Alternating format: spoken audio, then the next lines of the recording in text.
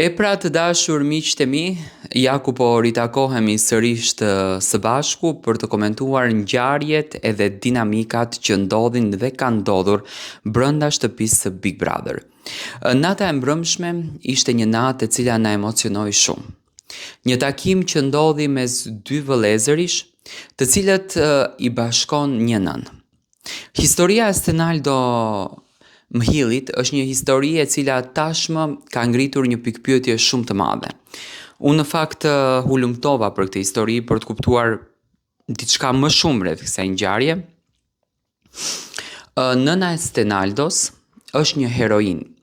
Ndonjëherë fati na bllokon dhe ne duhet me patjetër që kur nuk i kemi mundësitë, siç zonja Flutra nuk i ka patur mundësitë në jetën e saj, duhet që njërin mish nga thonji ta largojmë dhe ta lëmë në jetën e tij duke ja besuar dikujt tjetër.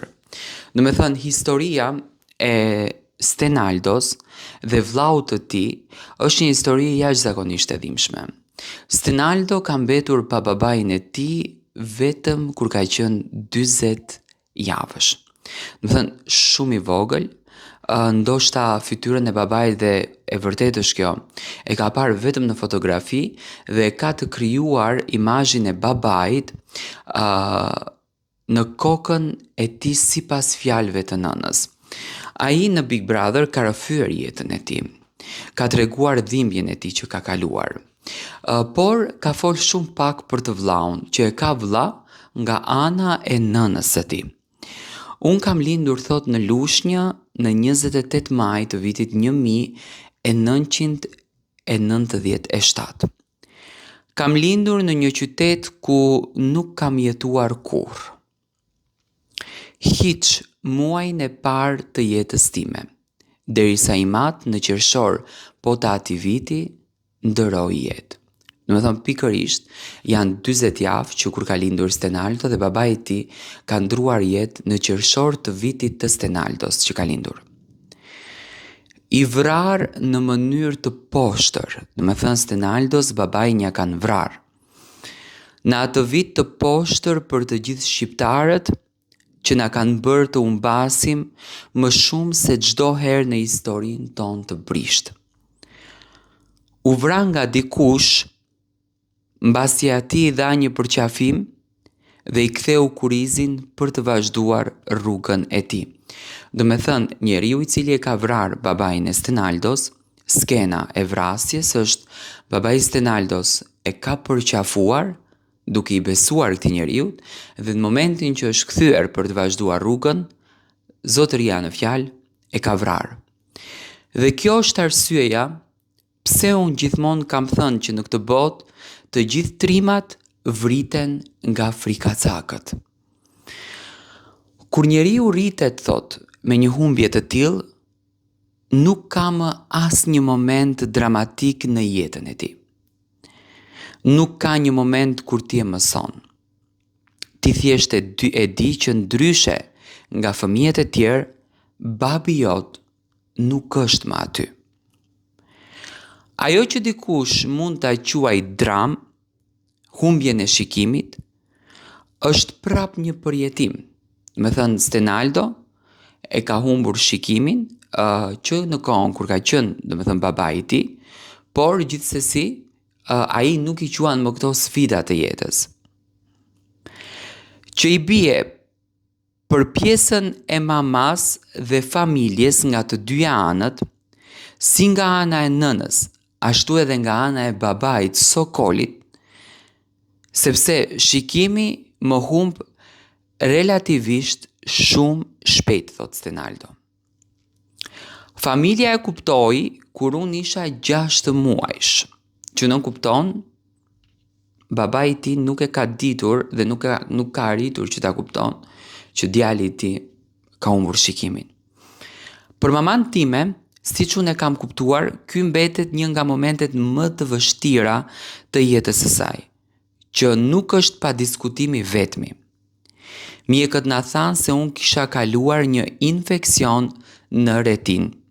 Do me thënë, Stenaldo ka lindur me shikim, por gjatë muajve ka kaluar një infekcion që, do me thënë, zonja Flutura nuk ka arritur dot që ta detekton, normal ka pas gjitha ato halle në jetë, dhe Stenaldo ka humbur shikimin. Askush thot nuk e di tamam, as mjekët nuk mund ta dinë tamam, se si mund të ketë ndodhur që retina tashmë ishte kritësisht jashtë funksionit. Fakti që nuk mund të shikoja ishte fakt edhe që unë nuk duhet që të ndryshohej më. Do me thënë, ishte fakti përfunduar, nuk mundesh të shikosh. Mamaja ime thot në atë muaj, në atë vit, traumën e jashtëzakonshme, e kaloi jashtëzakonisht keq. Por, thot, asaj traume ime më i qëndroi trime dhe nuk ju fshet gjatë gjithë jetës së saj. Ardhja në Tiranë, thot, ishte një sfidë vërtet e madhe. E para ishte të shkonim të studionim në një shkollë që ishte specifike dhe përveç kësaj diferenca tjetër ishte që atje mund të mësonim, të shkruanim dhe të lexonim në letër. Një mënyrë ku forma e shkronjave nuk është vizuale por e ngritur në pika.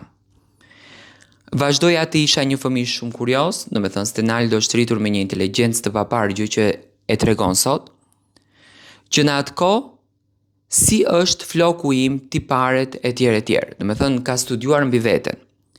Fillova thot të studioja pianon, luftën e madhe që unë e kisha, por mbi të gjitha mamaja ime dhe unë e kemi bërë këtë luftën që kur kemi ardhur në Tiranën tonë të bukur, për te shkollës, ishim vetëm unë dhe ajo, dhe nuk e keni iden se çdo të thoshte të vi në Tiranë dhe të luftoj e të gjej një vend për ta futur kokën time dhe të saj. Flutura duhet të ishte burr dhe grua në atë luftë. Unë kam qenë gjithmonë i hapur që mamaja ime të ketë një jetë të plotë. Do me thënë Stenaldo ka qenë pro që Flutura të martohet sërish. Një jetë ku të mos jetë vetëm e dedikuar ndaj meje, por të ketë edhe lumturinë e saj. Ne krijuam një familje që në fund rezultoi të jetë një humbje e madhe për të gjithë ne. Do të thënë Stenaldo nuk e ka potencuar, në qoftë se është ndar apo i ka ndruar jetë bashkëshorti i dytë. Ku nga kjo familje, unë kam Joelin, të cilin nuk ka mundur kur ta takoj për shkak të gjithë asaj që është vështirësi e madhe e përballjes me një situatë pa diskutim më të vështirën e Fluturës dhe më të vështirën të jetës time. Do me thënë, Stenaldo, Joelin e ka vëlla nga nëna, e thënë në gjuhën shqipe. Por ato të dy janë rritur me aq shumë dashuri, sa që të dy e dua njëri tjetrin. Unë e pash mbrëm që Stenaldo emocionua pa fund dhe Joeli u emocionua pa fund. Do me thënë dëgjoj trillime të ndryshme, zonja Flutura ka qenë një heroin për të dy djemtët të saj, por fati i saj ka zgjedhur që ajo, do me thënë njërin djalë, t'ja besoj kunatës, siç e tha Hallës në Itali.